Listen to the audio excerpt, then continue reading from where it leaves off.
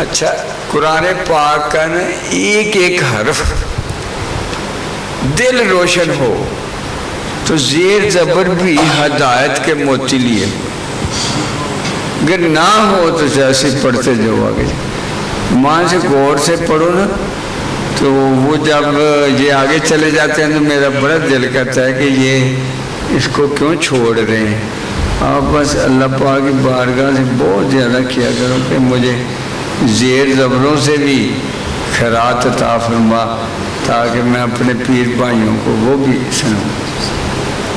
پڑھو ومن اعوذ باللہ من الشیطان الرجیم، بسم اللہ الرحمن الرحیم۔ وَإِذَا سَمِعُوا 7واں پارہ سورۃ الانعام کے تیسرے رکوع کی تلاوت آپ نے نماز فجر میں سماعت فرمائی۔ اس رکوع پاک کا ترجمہ اور تفسیر سماعت فرمائیے۔ کون سا ترجمہ کیا راؤ صاحب؟ کون سا پارہ پڑھ رہے ہیں؟ وَإِذْ سَمَعُوا کہ وہ سنتا ہے، 7واں پارہ ہے سورۃ الانعام، اور اس انعام کا معنی کیا ہے؟ علی حسن صاحب بتائیں گے۔ ویشی، شکر ہے جناب۔ اور کون زیادہ ظالم ہے اس سے جس نے بہتان لگایا اللہ پر جھوٹا یا جھٹلایا اس کی آیتوں کو۔ یہی دیکھو ایک فکرہ ہے کہ وہ ظالم ترین ہے سب سے جس نے اللہ کے ارشادات کو جھٹلا ہے۔ انہوں نے ابھی کہا کہ بہتان لگایا، یعنی جھٹلانا بہتان ہے نا، کہ اللہ کیسے اپنی شان بیان کرے اور وہ کسی اور طریقے پہ بیان کرے، اپنی مرضی جہاں کرے تو اپنی مرضی نہیں کرنی، اللہ کی مرضی تلاش کرنی۔ بعض احباب گرامی قدر نے اس لیے راتوں کو جاگ جاگ کے دل روشن کیا کہ کہیں اللہ پاک کی کہی ہوئی بات کی کوئی میرے سے دوسری طرح بات نہ ہو جائے۔ سمجھائی بات؟ کہ جیسے اللہ پاک نے فرمایا ہے میرے سے کہیں اس میں زیر زبر کی کوئی قطعی نہ ہو جائے۔ مفہوم جو اللہ پاک کے کلام کا ہے وہ اس کا سچا ترجمان تو اللہ کا محبوب ہے، کہ جس کا دل اللہ سے جڑا ہوا ہے اور وہ محبت میں کوئی ثانی نہیں رکھتا، اس جیسا کوئی اور دل نہیں ہے۔ اس سے یہ بھی ثابت ہوتا ہے کہ اگر اللہ پاک سے اکتساب فیض کرنا ہے تو پھر جڑا ہوا دل چاہیے۔ جڑا ہوا دل کون سا ہوگا؟ جو تزکیہ نفس کے پراسس سے آقا دو عالم صلی اللہ علیہ وسلم کی بارگاہ سے خیرات یافتہ ہوگا۔ ایسے تفسیر لکھنے بڑے بڑے بیٹھ جاتے ہیں، گرامر ان کو آتی ہے، فعل مضارع فعل ماضی یہ آتے ہیں، یہ اتنا وسیع ہے کہ کوئی کسی بھی نقطہ نظر سے اس کو بیان کرنا چاہے تو اس کے نقطہ نظر سے بھی وہ مکمل بیان نہیں ہوتا۔ ابھی حضرت سلطان باہو رحمۃ اللہ علیہ چٹے نہ پڑھ کہ مجھے صرف ایک ہی علم دیدار الہی آتا ہے، صرف مجھے مشاہدہ حق کا علم ہے، اس کے علاوہ میں کچھ نہیں پڑھا۔ اس کے صدقے اللہ پاک نے سارے علم میرے متحد کر دی۔ یہ 130 کتابیں لکھوائی ہیں، لکھوائی میں ایسی کہ وہ کہتے ہیں لکھی ہیں، جب پڑھے نہیں ہیں تو لکھ کیسے سکتے تھے؟ جیسے آقا دو عالم صلی اللہ علیہ وسلم کی روایات ہیں، صحیح آپ نے خط لکھوائے ہیں، ایسے آپ نے ڈکٹیٹ کیا ہوگا، جب پڑھے وہ کہتے پڑھتا بھی کیا؟ میں اتنا استغراق کی کیفیت میں رہتا تھا، اللہ کے دیدار میں مجھے کچھ ہوش ہی نہیں ہوتا۔ جب ابھی ہوش سنبھالا بھی نہیں تھا تو ملازمہ لے کے بازار چلی جاتی کھلانے، جیسے ہندو پہ نظر پڑتی وہ کلمہ پڑھتا۔ انہوں نے آگے کہا کہ حضور جب بچہ باہر نکالنا ہونا تھا اعلان کر دیا کرو تاکہ ہم اپنے گھروں میں چھپ جائیں کہ ہمارا دین جو ہے۔ یہ نہ سیکھا کہ یہ جو اتنا چھوٹا سا بچے کے اندر اللہ پاک نے جوہر رکھا یہ سچ ہے، ادھر آ جائیں۔ انہوں نے یہ کہا کہ یہ بچہ نکالنا ہو تو ذرا جو ہے نا ہم اعلان کر دیں، ہم اپنے گھروں میں چھپ دیں، تو اسی پہ ضد کی۔ حالانکہ کتنا بڑا ثبوت تھا، کتنا چھوٹا سا بچہ جو پڑھا رہا ہے، یہ حق ہے۔ تو یہ بس یہی کہتے ہیں اللہ تیرا شکر، تیرا کرم، اتنے 1000 سال 100 سالوں کے بعد بھی تو نے ہمیں اپنے کرم کا سایہ نصیب کیا، اپنے کرم میں رکھا ہے۔ اس بات پہ ہی ہم ناشکری نہیں کر سکتے۔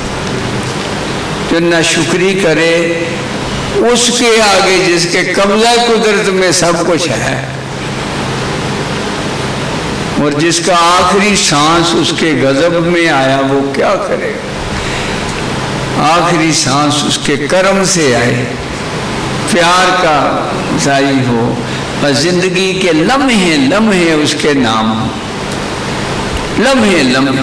اور یہ صرف خیرات پیار سے نصیب ہوتی ہے۔ محبوب جو ہے وہ محبت سے یاد رہتا ہے، اور محبت خیرات ہے۔ سلطان باہو نے بھی لکھا ہے کہ محبت خیرات ہے کسی محبوب دل کے سینے کی، یعنی مرشد پاک کے سینہ پاک۔ اللہ دیتا ہی ہے ایسے، اس نے پیٹرن بنایا کہ محبت بازار سے نہیں ملتی، بڑا مہنگا سودا ہے، یہ صرف کسی دل سے ملے گی جب اس دل کو جیت لو گے۔ دل کو جیتنا، ترلے لینا، بہانے بنانا۔ بے شک فلاح نہیں پائیں گے ظلم کرنے والے۔ اور ابھی فلاح پہ ہی بات کی جائے نا، فلاح کیا ہے؟ ظاہراً اس کا کامیابی، آگے کہ کامیابی کیا ہے؟ آخری سانس اللہ کی محبت میں آ جائے۔ اس دنیا میں کامیابی کیا ہے؟ آخری سانس اس کی محبت میں گزرے، اس کی محبوب کی پیروی میں گزرے، اپنا مرشد پاک راضی ہو جائے۔ ان میں سے کوئی ایک ہو جائے تو تینوں حاصل ہوں گے۔ اور یاد کرو وہ دن جب ہم جمع کریں گے سب کو، پھر ہم کہیں گے انہیں جو شرک کیا کرتے تھے کہ کہاں ہے تمہارے شریک جن کے خدا ہونے کا تم دعویٰ کیا کرتے تھے؟ پھر نہیں ہوگا کوئی عذر ان کا بجوز اس کے کہ کہیں گے کہ اس اللہ کی قسم جو ہمارا رب ہے، نہ تھے ہم شرک کرنے والے۔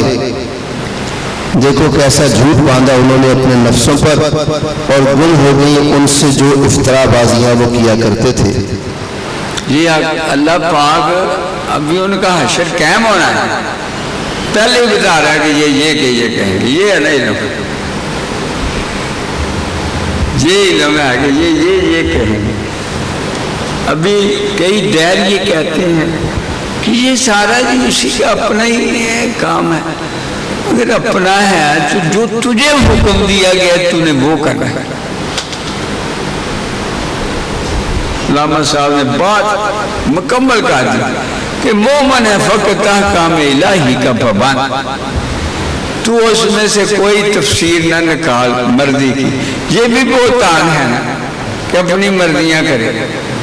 اگر اللہ چاہتا تو میں ایسا نہ کر لیتا، اللہ نے حکم دیا ہے تو چاہتے کی بات کرتا ہے۔ یہ سارا قرآن پاک حکم ہے، آقا دو عالم صلی اللہ علیہ وسلم کی حیات طیبہ حکم ہے۔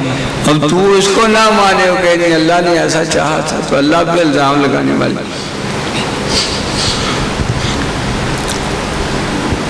اور کچھ ان میں سے ایسے ہیں جو کان لگاتے ہیں آپ کی طرف، اور ہم نے ڈال دیے ہیں ان کے دلوں پر پردے تاکہ نہ سمجھیں وہ اسے، اور ان کے کانوں میں گرانی ہے۔ اب بھائی ایک تو اس کا بڑا مثبت پہلو ہے کہ آپ کی طرف کان لگاتے ہیں، لیکن منفی ہے کہ کان تو لگاتے ہیں، دل کہیں اور لگاتے ہیں۔ ظاہراً آپ کو سنتے ہیں، باطناً اس کی تکذیب کرتے ہیں اندر سے کہ وہ ذکر ان کا ہو۔ اور اگر وہ دیکھ لیں ہر ایک نشانی بھی تو نہیں ایمان لائیں گے ان کے ساتھ۔ میں نے پہلے بھی بڑا بتایا ہے کہ یہ ایمان کا سودا دل کا سودا ہے. دل سیدھا ہوگا تو بات سیدھی لگے گی. اگر دل ہے نا غلط تو بات غلط لگے گی. ساری کاروائی اسی کی ہے. اب ڈاکٹر ذاکر نائک کہتے ہیں یہ جو دل کرتے رہتے ہیں یہ دماغ ہی ہے. واہ واہ تیرے واہ بھائی. دل دریا سمندروں ڈھونگے تھے کون دلان دیا جانے. لاکھوں لوگ مجمع میں بیٹھتے ہیں. اے اللہ پاک ان کی نیت صحیح ہوتی ہے وہ دین سیکھنے آتے ہیں. تو سکھانے والے کی کیفیات قلب بدل دے. اسے آقا دو عالم صلی اللہ علیہ وسلم کی محبت عطا کر دے. پھر یہاں تک کہ جب حاضر ہوں آپ کے پاس جھگڑتے ہوئے آپ سے تو کہتے ہیں وہ لوگ جنہوں نے کفر کیا کہ نہیں یہ قرآن مگر جھوٹے قصے پہلے لوگوں کے.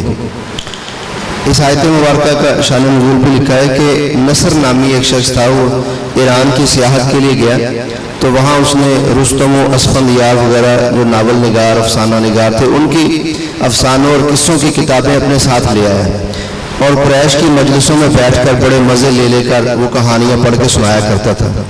تو ابو جہل اور ابو سفیان نے کہا کہ یہ شخص بہت ہی جہاں دیدہ ہے. اسے لے کر حضور نبی کریم صلی اللہ علیہ وسلم کی بارگاہ میں حاضر ہوئے اور آ کے قرآن سننے کی خواہش کی. حضور نبی کریم صلی اللہ علیہ وسلم نے جب قرآن پاک کی تلاوت فرمائی تو ان دونوں نے نصر سے پوچھا کہ تم نے تلاوت کو قرآن کو کیسا پایا. تو وہ آگے سے ناسمجھ آدمی تھا. اس نے کہا جی جیسے قصے میں تمہیں سناتا ہوں ایسے یہ قصے ہیں. تو اس پہ اللہ پاک نے فرمایا کہ یہ لوگ جو آپ کے پاس آتے ہیں یہ جھگڑتے ہوئے دل سیدھا لے کے آتے تو ہدایت پاتے. وہ ہرانے آئے تھے ہار کے چلے گئے برباد ہو گئے چلے. ہرانے حق کو ہرانے آئے تھے. نیت سے مراد یہ کہتے ہیں درگاہ میں آنے اور اللہ والے کے پاس جانے کے لیے بھی تمہارا دل سیدھا ہو. بلے شاہ رحمت اللہ علیہ راستے میں نفس اور جب جا رہے تھے بیعت ہونے تو راستے میں نفس نے کہا بلے شاہ تو سید زادہ ہے وہ رائی ہے اس کے بیعت میں تو چھوٹا سا بھی ہے.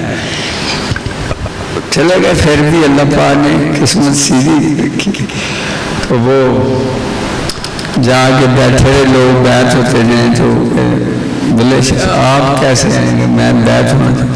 اب آپ سید زادے ہیں چھوٹے سے ہیں ابھی پھر تو لیں تھوڑا سا